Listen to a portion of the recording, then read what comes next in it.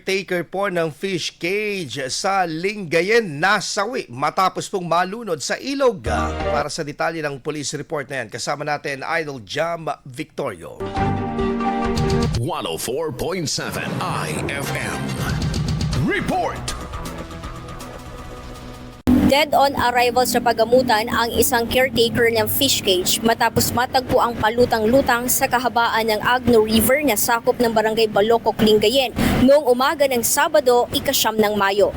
Nawawala umano ang biktima sa loob ng 2 araw at huling nakitang nakikipag-inuman sa isang kubo malapit sa ilog bago natagpuan ang kanyang bangkay. Sa panayam kay Police Corporal Matt Joseph de los Santos, alas 10 ng gabi noong Mayo 7 nang magpaalam ang biktima na matutulog sa kabilang kubo dala ang isang bote ng alak.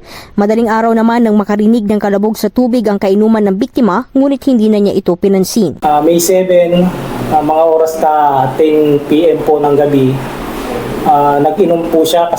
Nag-inom po sila, tapos pagkatapos po nilang nag-inom, yung victim po, si Janry Atencio, is nagpaalam na po na doon po matutulog sa kabilang kubo na kanilang binabantayan fish cage.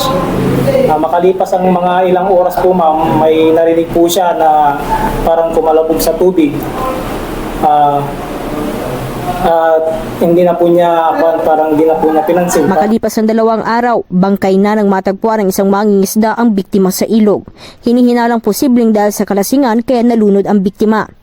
Dagdag ni De Los Santos, tubong Visayas umano ang 24 anyos na biktima at 4 na taon pa lang naninirahan sa lalawigan kaya't patuloy pa ang pakikipag-ugnayan sa kanyang pamilya upang ipaalam ang insidente. Alam din po namin yung pamilya ng biktima para mapaalam sa kanila. Paalala naman ng pulisya na panatilihing katamtaman ng pag-inom ng alak upang maiwasan ang anumang aksidente. Kasama mo mula dito sa IFM Dagupan. Ako po si Idol Jam Victorio. Tatak, IFM. IFM News. IFM News. IFM News.